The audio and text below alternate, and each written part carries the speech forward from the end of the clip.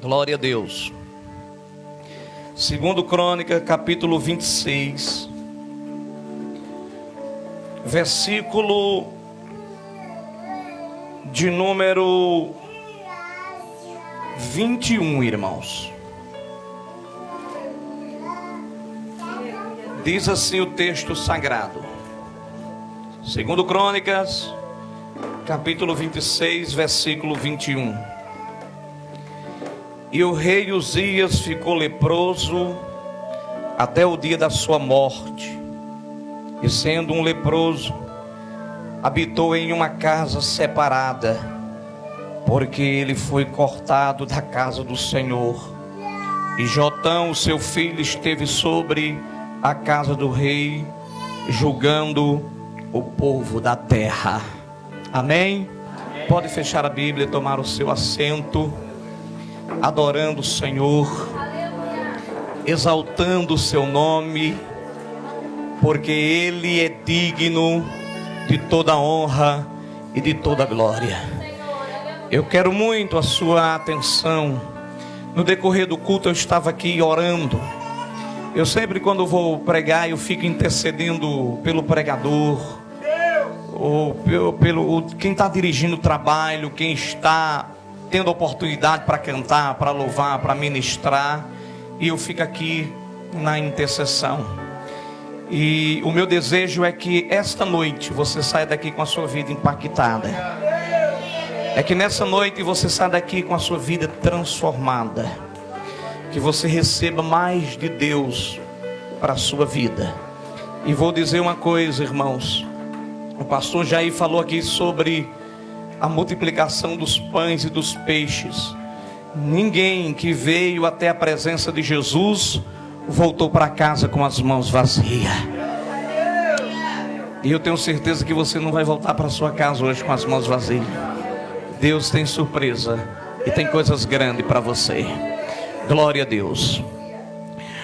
O rei Uzias, ele é o 10º rei na dinastia dos reis de Judá, os reinos do sul.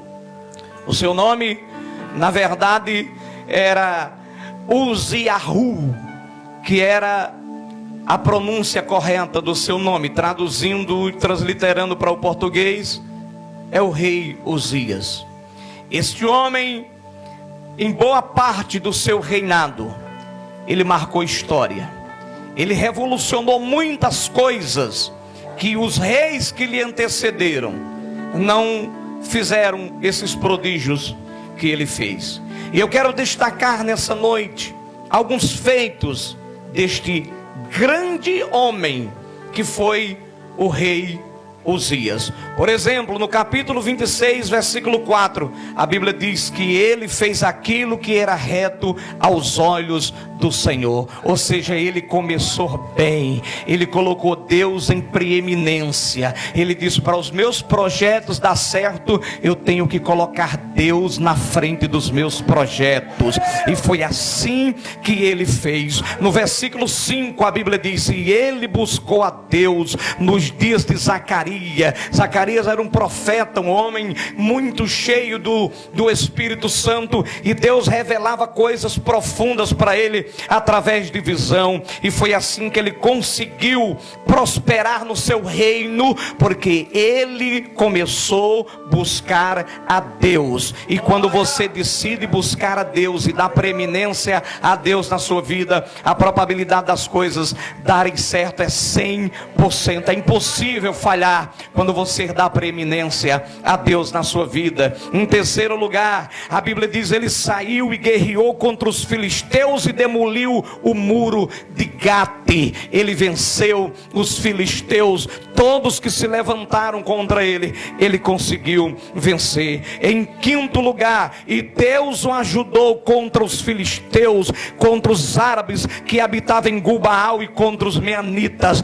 Quem saía para lutar contra ele era envergonhado, voltava para casa envergonhado, porque Josias havia colocado Deus como prioridade na sua vida. Não tinha ninguém que se levantasse contra Josias e contra o seu exército e prevalecesse, porque Deus era o seu baluarte.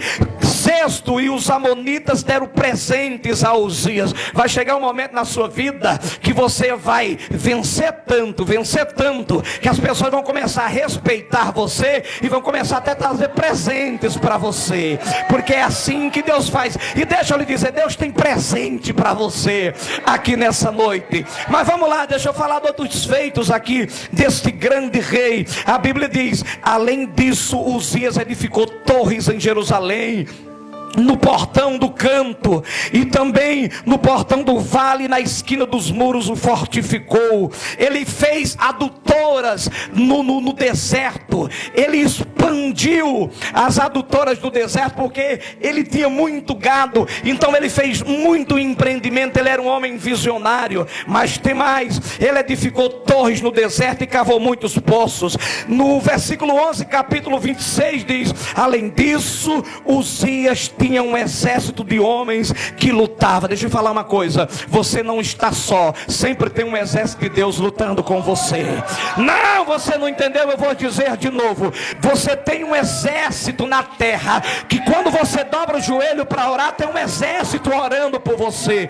Mas também você tem um exército no céu, enviado por Deus, que batalha as suas batalhas, que peleja as suas pelejas e que guerreia as suas guerras. A Bíblia diz que o número do total dos chefes, dos pais dos homens fortes e valentes, era de 2.600, e debaixo da sua mão estava um exército de 307.500 que fazia guerra com grande poder para ajudar ao rei vencer o inimigo. E preparou Uzias para todo exército escudo e lança e elmos e couraça e arcos e funda para tirar pedras. E diz mais o versículo 15: e ele fez em Jerusalém máquinas inventadas por homens peritos para estarem sobre as torres e nos cantos do muro, para saírem com flechas e com grandes pedras. O que ele fez, nenhum rei havia feito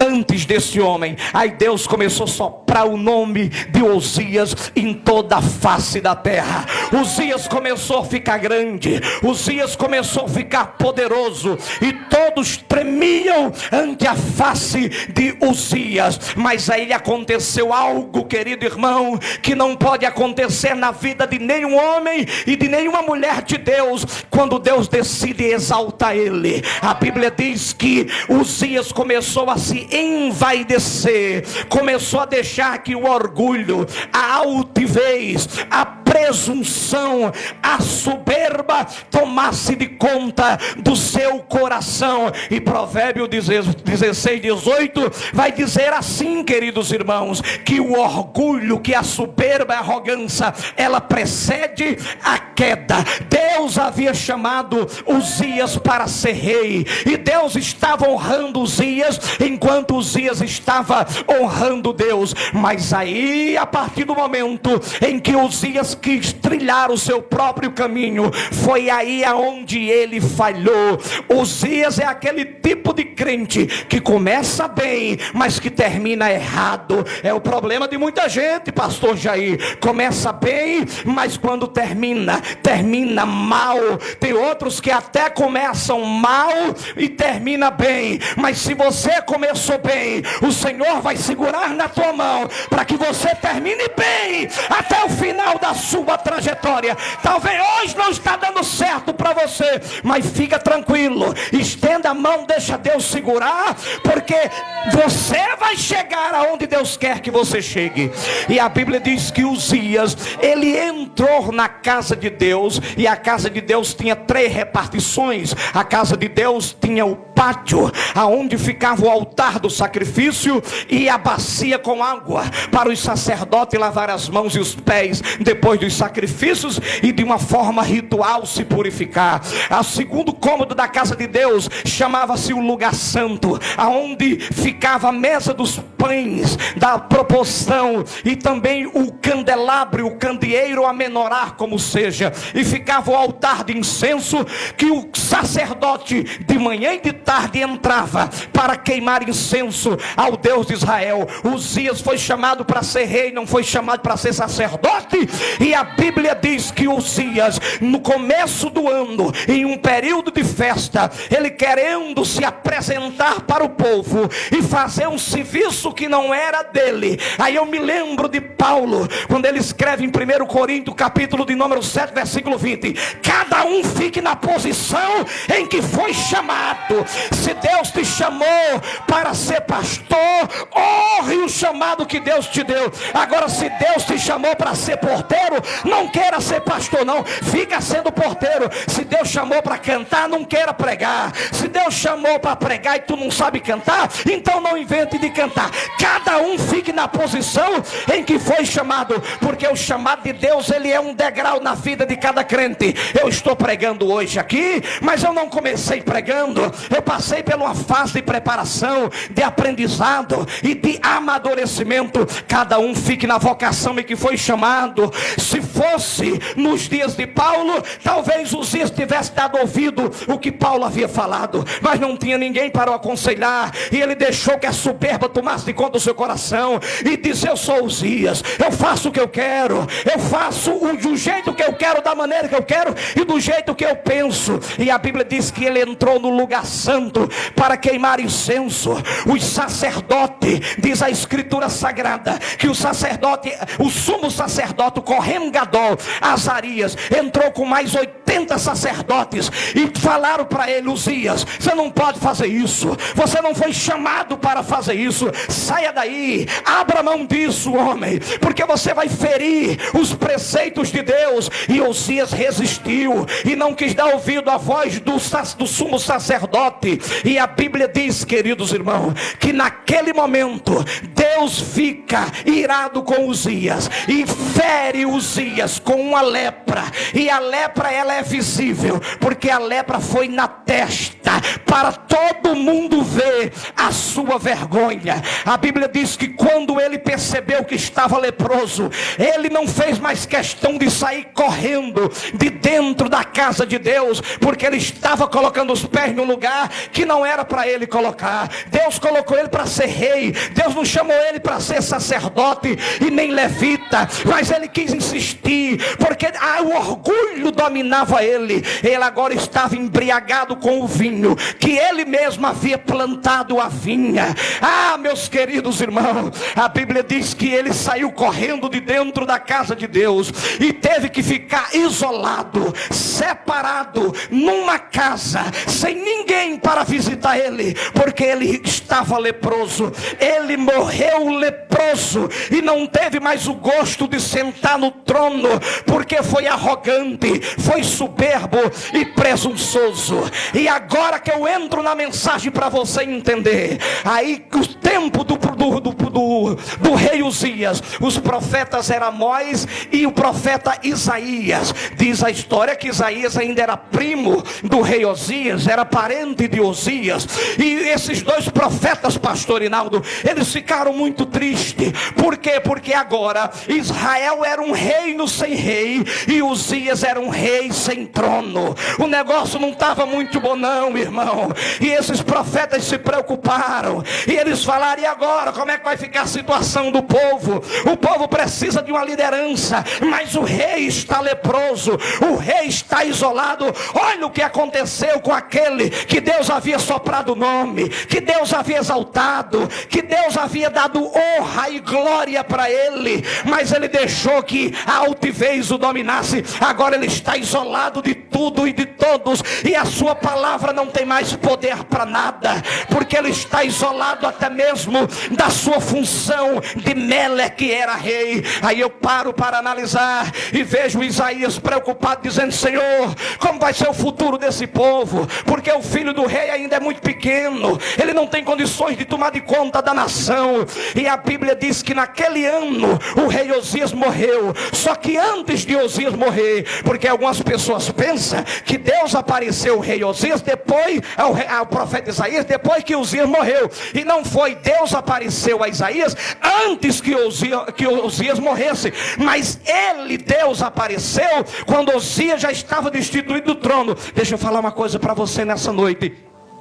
Quando Deus aparece a Isaías, nós vamos ver Deus aparecendo no capítulo de número 6 do profeta Isaías. E Isaías vai falar assim: no ano em que morreu o rei Osias, eu vi o Senhor assentado num alto e sublime trono, e as abas da sua veste enchia todo o templo. Os serafins voavam sobre o seu trono. Eles tinham 6 asas, com 2 eles cobriam os pés, com 2 eles cobriam o rosto, e com 2 eles voavam. Eles olhavam para aquele que estava sentado no trono e dizia: Santo, Santo, Santo é o Senhor dos exércitos, toda a terra está cheia da sua glória. Sabe, nesta revelação, nessa visão que Isaías teve de Deus assentado no trono, Deus estava mandando uma mensagem para Isaías, para Amós e para o povo de Israel. Deus estava dizendo assim: ó Isaías, eu estou sentado em quê? Isaías diz: o Senhor está sentado num trono. E Deus diz para ele: pois tu pode perceber que o trono daí de baixo está sem rei, mas o daqui de cima tem um rei que governa. O trono daí de baixo não tem rei, mas aqui eu continuo sendo rei, e eu estou no controle de todas as coisas. Profeta, quem crê que Deus está no controle de tua vida, levanta a mão para adorar Ele nessa noite.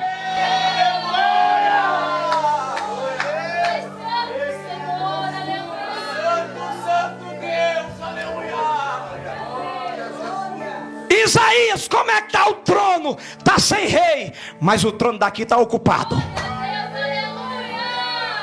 Se aí está sem rei, o trono daqui está ocupado. Deixa eu falar para você uma coisa, Isaías: eu estou no controle de tudo. Osias pensou que era quem? Ele achou que podia fazer tudo, falar tudo só porque era rei. Quem é que exalta o homem? O Senhor é o Deus que exalta, mas também é o Deus que abate. O Senhor é o Deus que engrandece, mas também envergonha. O Senhor é o Deus que dá glória, mas também humilha. Ele é Deus.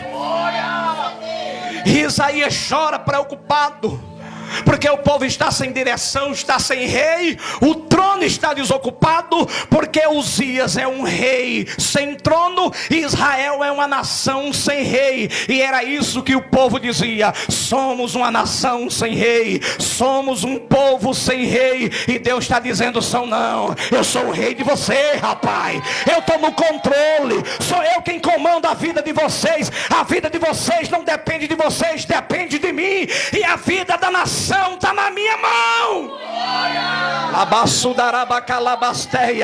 Quem acredita que a vida dessa igreja está nas mãos de Deus? Deixa eu ver.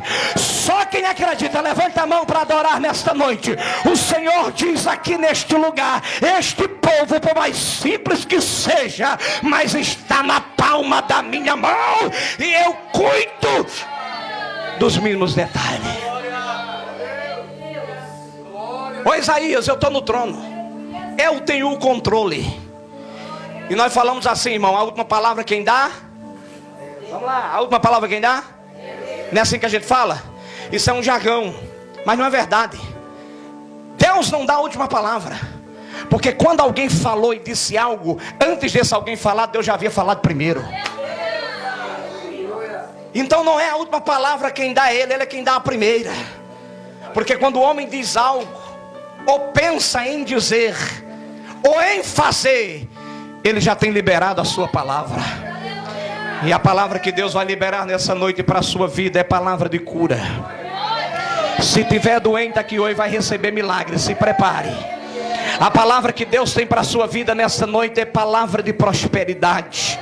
Ele vai rasgar os céus nesta noite e vai agir ao teu favor, não importa a situação que você esteja. A palavra de Deus para alguém aqui nessa noite: eu entro lá na tua vida conjugal e resolvo o problema, rapaz. Descansa o teu coração, porque eu sou Deus. A palavra de Deus para alguém aqui nessa noite, sabe qual é? Eu sou maior do que a depressão, eu sou maior do que a ansiedade. A palavra de Deus para alguém aqui nesta noite, sabe qual é? descansa o seu coração, porque eu estou assentado no trono, e quem está assentado no trono é quem tem o governo, é quem tem o domínio, é quem tem a autoridade. Ele manda e desmanda, ele faz como quer.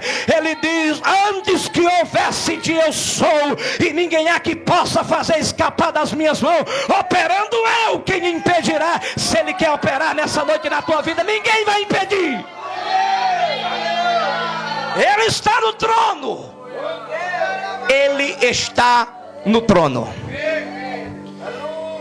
Isaías está lá, choroso, preocupado. Como vai ser a situação, Senhor? Aí Deus diz: eu vou aparecer agora para ele, vou mostrar como é que vai ser. Aí Deus descortina os céus, abre os olhos espirituais de Isaías e diz: eu vou mostrar para esse moço que aí embaixo pode ter desordem, que aí embaixo pode faltar homem que governa, mas eu continuo no comando.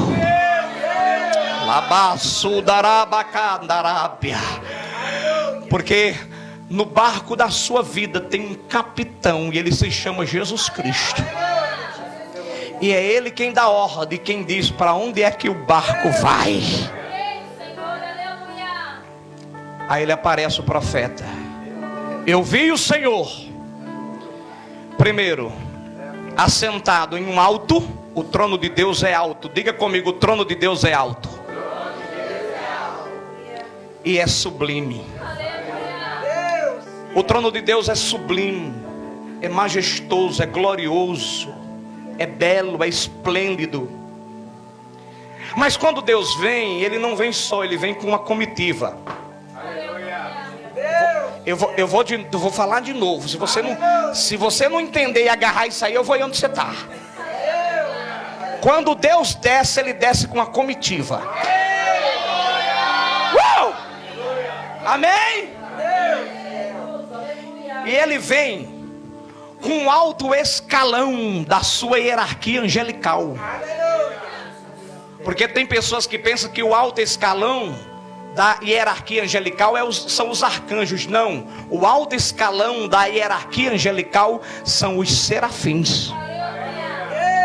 E os serafins, pastor Jair, significa anjo literalmente de fogo.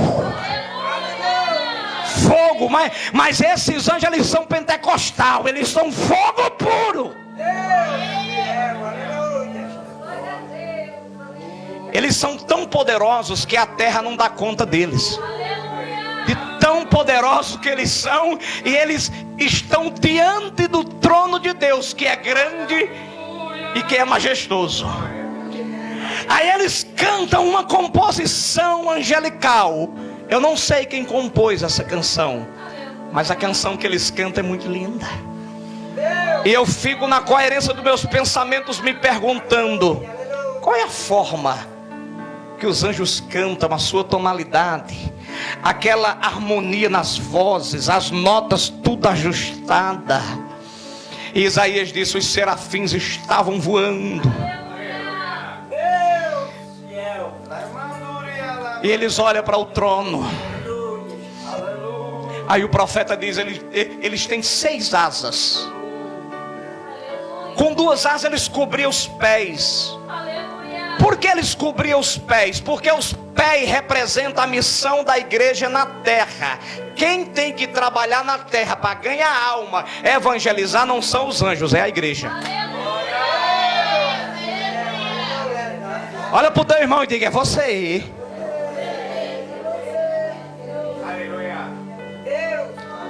Cobre os pés, porque essa missão de pregar o evangelho não é tua. A missão de pregar o evangelho é da igreja.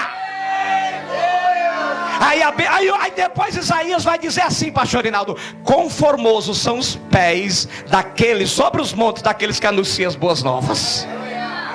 Então cobre os pés. Aí eles cobriram os pés. Mas as outras 2 asas, eles cobriram o rosto. Mas por que eles cobriram o rosto? Em reverência àquele que está sentado no trono. E 2 asas eles voavam.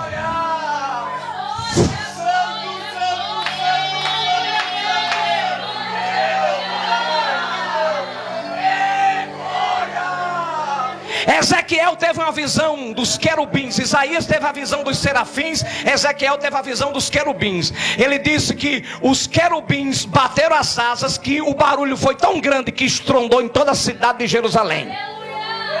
Ah, quem dera se tivesse algum nessa noite aqui batendo as asas. E quando eles batem as asas, eles estão dizendo: prepara, porque o rei está chegando, assentado no trono, para guerrear ao teu favor.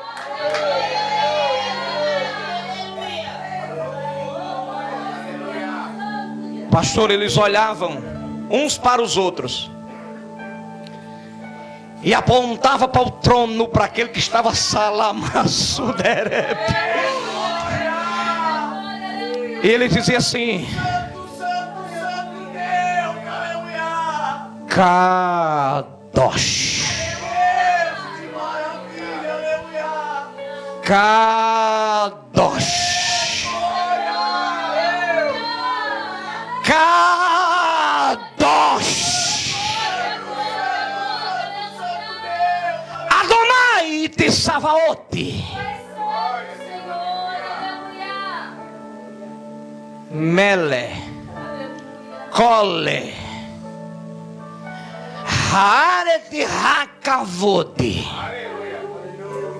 Santo, Santo, tremendamente santo é o Senhor dos exércitos. Lembra que eu falei aqui no início o exército de Uzias dizia: o meu exército é grande, é bélico e é poderoso. E Deus está dizendo: quem é o Senhor dos exércitos? Sou eu, rapaz. O teu exército para mim é fichinha. Ele é o Senhor dos exércitos, das batalhas, das pelejas. Quem foi que tirou Nabucodonosor do trono e botou ele para comer capim durante 7 anos? Foi eu. Quem foi que pesou o rei Belsazar na balança e ele estava em dívida comigo? Foi eu. E na mesma noite eu arranquei ele do trono, porque ele é Deus. Os reis se curvam diante dele, os homens se prostram diante dele, os anjos o adoram no céu, mas na terra tem uma igreja pentecostal que adora. Ah, meu Deus! Meleha Kavodi, ele é o rei da glória. Toda a terra está cheia da sua glória. E a mensagem foi entregue para o profeta: fala para o povo que o rei daí pode estar fora do trono, mas o trono daqui está ocupado. Oi, irmão, Deus está no controle de tua vida. Não se preocupa, Ele sempre estará no controle. Mas deixa eu lhe falar, o trono de Deus, eu posso lhe falar nessa noite como é Ele. Porque o trono de Deus não é uma simples cadeira. Aleluia. Diga para o teu irmão aí: o trono de Deus não é uma cadeira. Diga, fala, pastor. O trono de Deus não é uma cadeira. O trono de Deus não é uma cadeira. Não é uma cadeira. Aleluia. O trono de Deus é um carro. Vou recapitular para você pegar aí. O trono de Deus é um carro. E carro que é carro tem roda. Isso significa que o trono de Deus é um carro e tem pneu. E se ele tem pneu, ele anda, ele se move, ele mexe, ele não fica estático. Pastor, o senhor prova? Provo. Em que? Na Bíblia. Ezequiel capítulo 2 e capítulo 10 vai falar das rodas do carro de Deus. Ele diz que os aros desta roda do carro, porque todo carro que tem roda tem os aros. Ele diz que os aros da roda do carro é de olho. Parece ser um pouco estranho, mas isso significa poder de penetração. Isso significa que o carro de Deus está andando e está olhando para todos os lados, vendo tudo. Ezequiel 10 fala das rodas e diz que as rodas do carro de Deus, elas são de fogo, porque Deus trabalha com fogo. E nessa noite Ele vai trabalhar com fogo aqui nesse lugar. Que na verdade Deus, Ele nem tem fogo, Ele é o próprio fogo. Segundo Daniel capítulo de número 7, Daniel teve a visão do trono de Deus. E ele viu o trono com as suas rodas. E o trono mexe para lá e para cá, porque é um carro. E como é que esse carro se move? Quem tem carro, moto aqui sabe, precisa de combustível, precisa de petróleo para se locomover, porque senão não vai. Como é que o trono de Deus se move?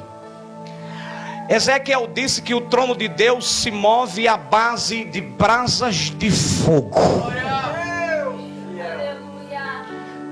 Sua presença está neste lugar, eu posso sentir, vou glorificar. Ele é poderoso, Ele é Jeová. Esse Deus tem fogo, trabalha com fogo, com brasas de fogo.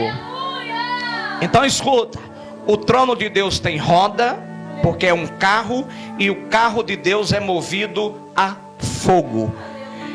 E são brasas de fogo. Da onde é que saem as brasas de fogo para o carro de Deus? Sai debaixo das asas dos querubins. Pastor, está na Bíblia? Está. Ezequiel capítulo de número 2, pode procurar. Os únicos anjos que têm asas são os serafins e os querubins. Os serafins estão assistindo diante do trono do carro, e os querubins, eles estão mais distantes. Aí, todas as vezes que os querubins vão adorar, o que é que eles fazem? Eles abrem as asas. Quando eles abrem as asas, a Bíblia diz que debaixo das asas dele sai brasas de fogo. O que era que Lúcifer fazia lá no céu? Ele era um querubim ungido, que quando ele abria as asas para adorar, e ele começava a adorar, ele se enchia de glória, de luz e de brasas. E ele pensava que aquelas brasas e aquela glória que tinha nele era dele, não era do próprio Deus. Ele alimentava o... Pastor Arinaldo, isso aqui é muito forte. Ele alimentava o trono de Deus. Como? Ele pegava a salva, porque a Bíblia diz lá em Apocalipse que existem salvas no céu.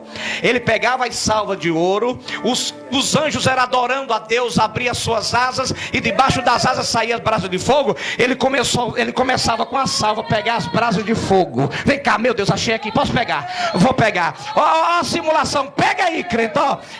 O querubim está com a salva, está tendo culto, Deus está sentado no trono, os anjos estão adorando e produzindo. Cada glória que os anjos davam, eles estão produzindo brasa de fogo. Aí ele vai só colhendo aqui, ó, só colhendo. Adora, crente, adora, crente. Ele vai colhendo, colhendo, colhendo. Quando ele enche a salva, ele leva para o carro de Deus, para o trono. Aí ele derrama as brasas de fogo no trono e vai enchendo o tanque do carro de Deus. E o culto não para, e os anjos estão adorando, e ele enchendo as salvas de glória, de brasa de fogo. E quando ele termina de completar o tanque de Deus, aí Deus liga o carro, que é o trono, e o trono começa a se movimentar.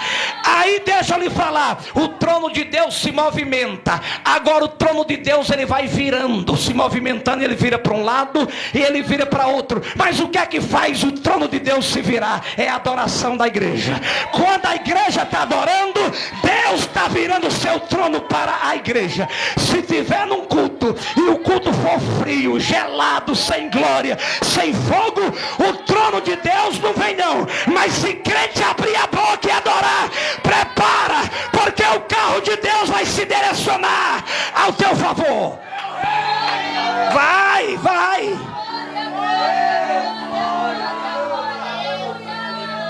O querubim que caiu pegava dos anjos as brasas de fogo, levava para o carro de Deus.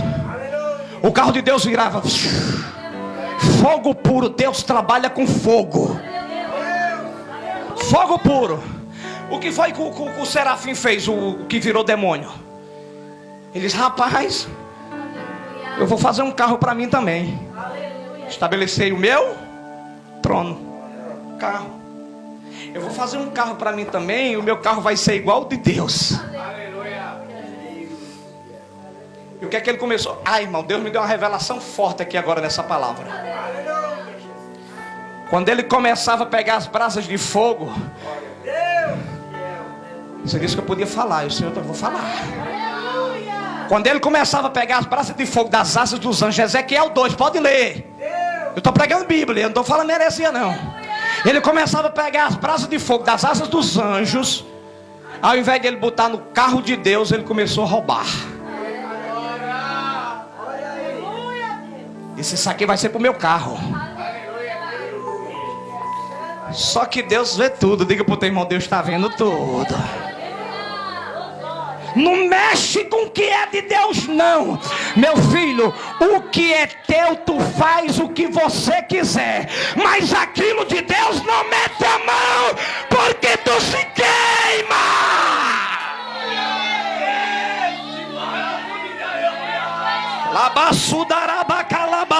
Levante a mão para adorar comigo.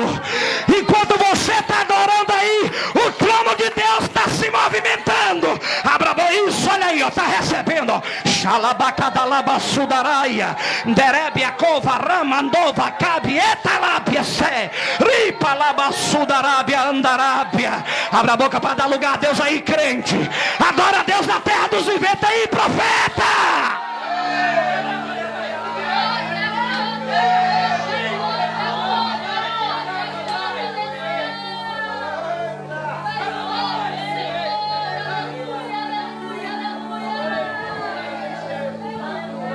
O demônio começou a roubar. E Deus começou a perceber o desfalque. Aí não foi assim que ele disse: estabelecei o meu trono, vou colocar igual ao Altíssimo, vou fazer um carro, vou botar essas brasas de fogo no meu carro, e o meu carro vai ser igual ao de Deus. Daniel viu os carros de Deus. A Bíblia diz que Daniel viu o trono de Deus. E olhe para cá. Sabe como é que se chama o nome dos pneus do carro de Deus? Pergunta: qual, pastor? Não, está faltando lá atrás interagir. Pergunta: qual, pastor? Vou responder agora. Na Bíblia,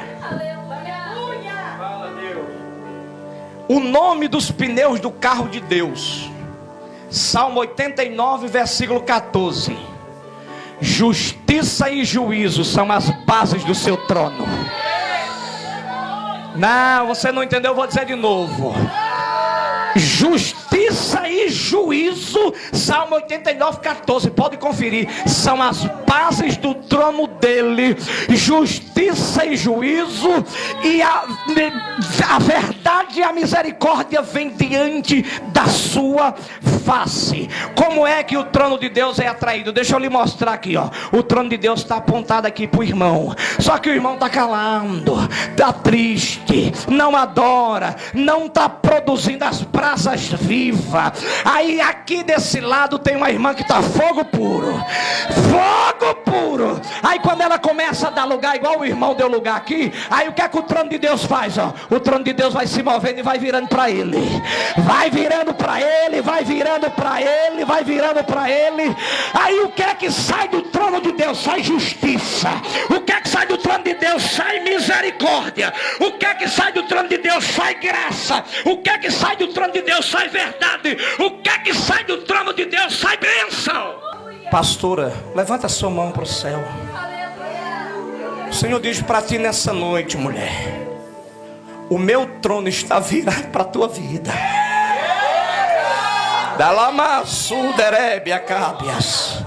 Eu sei a tua preocupação, os teus anseios.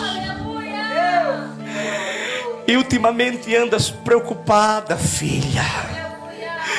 Mas eu ainda estou assentado no trono. E os homens podem te perder de vista, filha, mas eu não te perco de vista, não. Tu és preciosa aos meus olhos. Eu te remi. Tu és minha, propriedade minha, propriedade exclusiva minha. Está dizendo o Senhor nesta noite. E do meu trono sai a minha graça para abençoar a tua vida. Recebe aí, filha, porque o carro de Deus está apontado para a tua casa. Quem crê, irmão? Só quem crê vai levantando a mão para adorar. Meu Deus do céu. Lama sudarabaka lamando que teremique.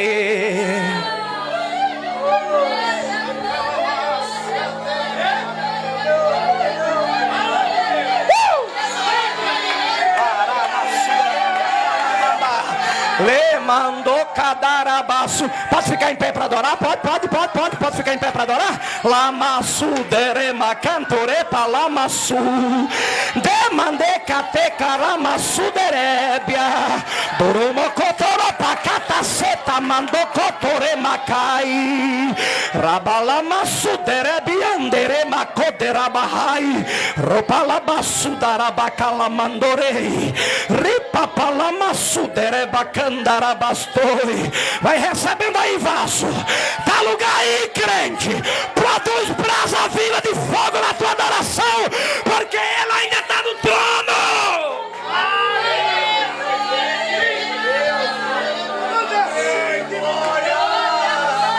Igreja que produz adoração, o trono de Deus se move.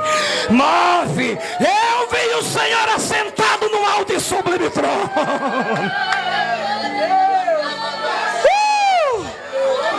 Ele ainda está no controle.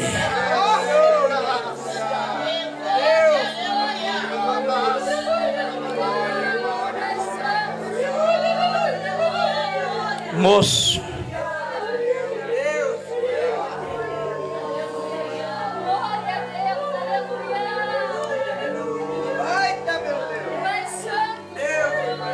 o inimigo tem uma sede muito grande em ti.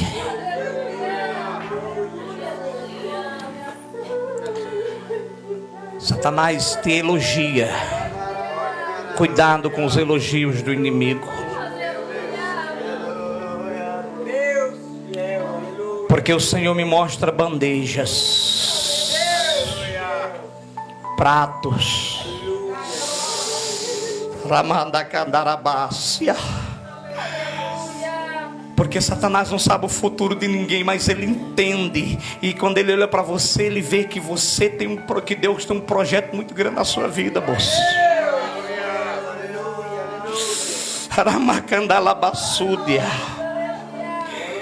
Você não vai ficar só no diaconato, não. Tu é profeta, rapaz. Tu é profeta. O Senhor te faz profeta nesta noite. Come Bíblia. Come Bíblia. Se alimenta de Bíblia. Leia a Bíblia, estude a Bíblia. Busca a revelação na palavra. Porque tu não vai ficar só dirigindo o culto, não, rapaz. Eu vou te levar para pregar em congresso. Eu vou te levar para pregar em coisa lá, meu Deus.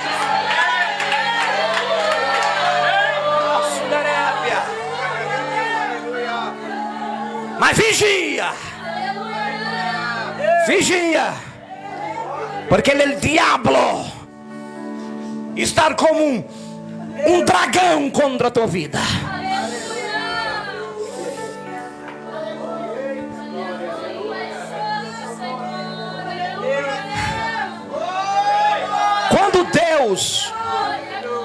Quando Deus descobriu, na verdade ele já sabia, mas quando Deus revelou para todos os anjos que o arcanjo estava roubando ele, o querubim estava roubando ele, Aí Deus falou assim: vem cá, tu vai ser expulso hoje, ladrão.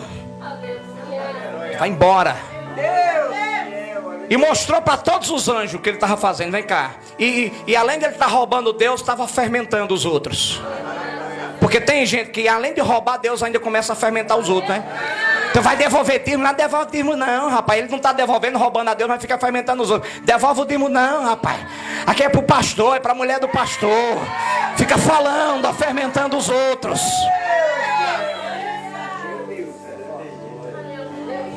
Aí Deus mostra um monte de brasas de fogo que o diabo tinha roubado. Cadê teu carro, velho? Satanás não tem gasolina para botar no carro, botou os demônios para ficar empurrando. Glória a Deus, aleluia. Desce, ele desceu. Porque ninguém é capaz de bater de frente com meu Deus. E deixa eu lhe falar, tu é de Deus. Tu é propriedade dele. E quando alguém mexe com você, Deus fica invocado. Fica, sabe por quê? Porque você custou o sangue do filho dele. Ah, meu irmão, Deus te ama tanto que te guardou nesta pandemia. Quem sabe até Covid você pegou. E alguém disse: rapaz, fulano morreu, Beltrano deve morrer também. E Deus disse: não vai morrer não, porque ainda eu não concluí a obra que eu tenho na vida dele e na vida dela.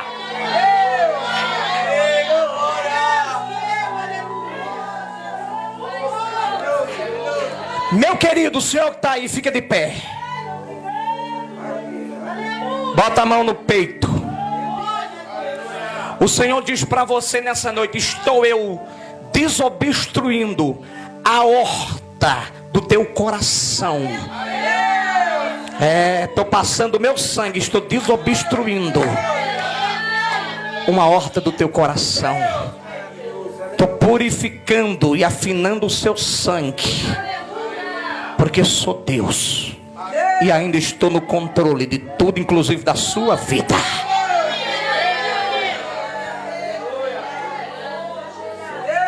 Quantos acreditam que Deus ainda está no controle?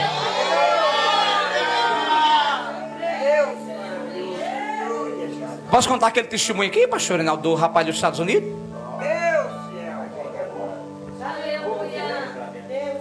Tu tem quantos anos? 22. Ah, tá cheirando a lei, pastor. Eu com 22 anos já estava casado, já tinha uma filha, já dirigia a igreja. Aí Deus trabalha diferente, né? Deus tem coisa grande na sua vida. Lá nos Estados Unidos tem um pastor amigo meu que mora lá em Boca Raton, perto de Miami. A igreja dele, pastora, lá que ele faz parte, os cultos cabem 20 mil pessoas. Tem culto lá em 4 horários. E os cultos lá duram de 3 a 4 horas. É a maior igreja hispana que existe em Miami. Apóstolo Guilherme Maldonado. Eu estive com ele em Montevidéu, no Uruguai. E ele contou para mim que houve um testemunho lá que abalou toda a igreja. Foi tremendo o que Deus fez. Um rapaz que traficava drogas se converteu porque os traficantes queriam matar ele. E ele passou 3 meses na igreja e os traficantes não achavam ele, porque Deus havia escondido. E quando Deus esconde, Satanás passa em frente à tua casa e não te acha. O diabo passava todo em frente à fazenda de Jó, a fazenda da felicidade, e não achava. Deus disse: tu tem visto o meu servo Jó? O diabo disse: como? Você tem guardado ele? Então eu vou permitir você ver. Aí Deus tirou o véu, o diabo achou Jó. É tanto que Jó, na aflição dele, diz: ah, como eu tenho saudade no tempo que Deus me escondia. Deus escondeu Elias lá em Querite. Acabe botou os cachorros farejador para procurar. Deus cortou o faro dos cachorros, e os cachorros não acharam o profeta. Deus está guardando crente aqui nessa noite. Tá, não, irmão, só quem entender vai dar um glória. Eu vou dizer de novo: Satanás vai passar em frente da tua casa e não vai achar, porque Deus está te escondendo.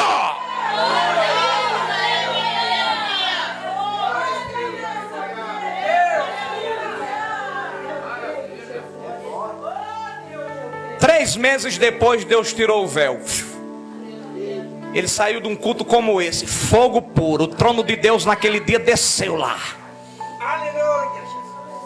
E um rapaz assim que nem você. O cara pode ser feio do jeito que for, mas ele chega na igreja e fica bonito. Até casa. O rapazinho bonito, o rapaz de gravata, todo bonitinho. Havia cortado o cabelo, porque muda o linguajar, muda as vestes, muda tudo. Saiu de Bíblia no culto abençoado. Não é que os traficantes reconheceram ele? Depois de 3 meses. Ah, rapaz, tu agora é Bíblia. Entra aqui, safado. Botaram ele dentro do carro, já começaram a usar droga dentro do carro. Vamos pro bar, vamos usar droga, beber, depois já mata ele. Já colocou uma pistola aqui na barriga dele. E 2 na frente e ele atrás com outro cara com a pistola aqui nele. Foram para um bar, começaram a encher a cara lá. E usando droga naqueles bar que pode tudo. E chegou uma determinada hora da noite, que ele já preocupado falou para um deles assim: moço, deixa eu ir no banheiro, rapaz. Eu tô apertado, eu preciso ir no banheiro, me ajuda aí. Aí Deus sempre usa algum para tocar no coração, né? Aí teve um que falou pro que estava armado: vá com ele. Se ele tentar fugir, mata ele, pode matar. Aí ele entrou no banheiro, fechou a porta, pegou a Bíblia. Aí sentou na privada e apertou a Bíblia no peito e disse: Senhor, eu aprendi com um pastor que aquilo que é teu, maligno não toca. Eu sou teu servo. O Senhor já usou irmão na igreja dizendo que tem um plano na minha vida.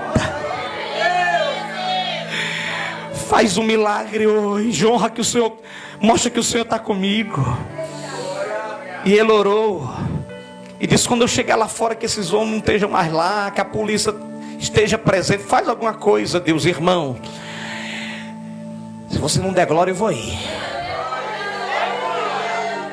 Ele disse que quando abriu os olhos, ele estava sentado na cama dele, dentro do quarto da casa dele. Deus trasladou ele lá do bar para a casa dele. Sabe por quê? Porque Deus ainda está no trono. Ele ainda fica de pé, irmão. Vai lá, fica de pé. Ele ainda está no trono. Quem crê que Deus faz? Quem crê que Deus faz? Quem crê que Deus faz? Levante a mão para adorar a Ele nessa noite. É forte, é forte. O trono de Deus balança nessa noite para lá e para cá. Dá glória a Deus aí, crente profeta.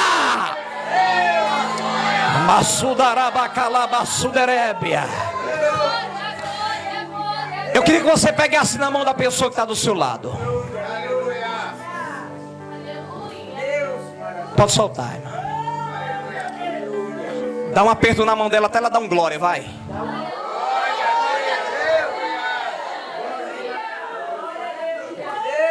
Agora chegou a hora do Senhor enxugar as lágrimas.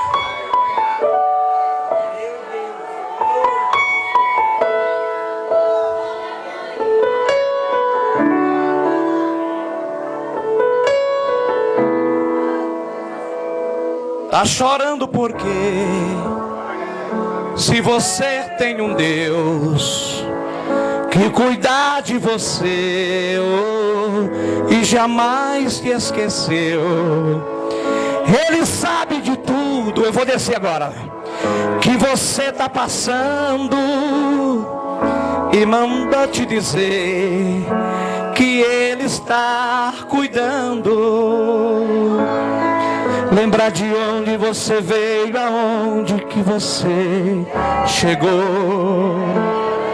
Lembrar de todos os livramentos que você já passou. Nem era para você estar aqui, mas Deus falou assim: essa aqui vou levantar. E onde colocar a mão, abra Canta, vai. Não chore, quem cuida de você não dorme. Levanta, tem muita gente que te ama. Deus mandou te dizer que vai acontecer. Deus mandou te falar. Receba aí. Vai lá pra frente, eu quero orar pra você. Lá mandei que você chegou. Ei. Vai lá pra frente, pode ir. Vai lá pra frente, lá eu quero orar pra você. Vai.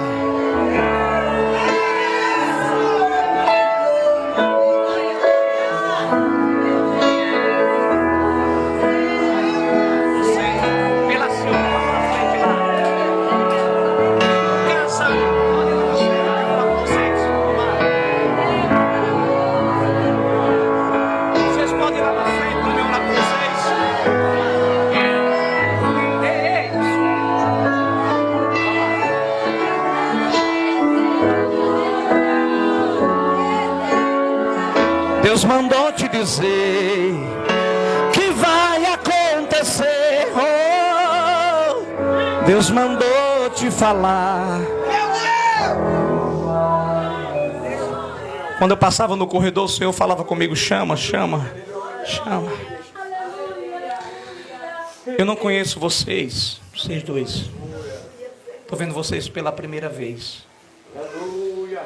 Mas o Senhor manda dizer para vocês: eu estou aplanando os caminhos que estão irregulares,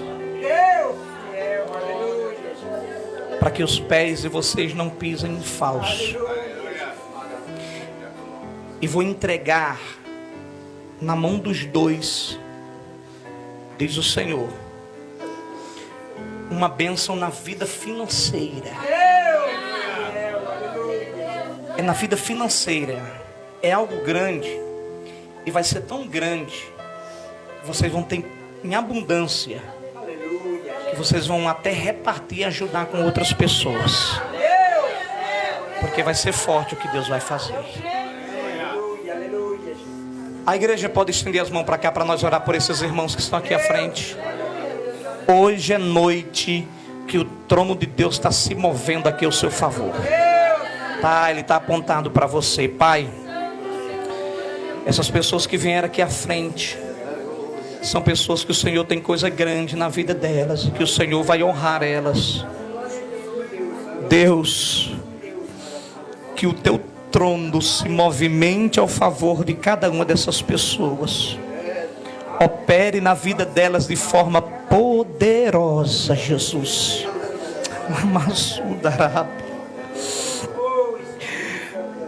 Senhor, eu encerro a restauração por essas pessoas nesta noite.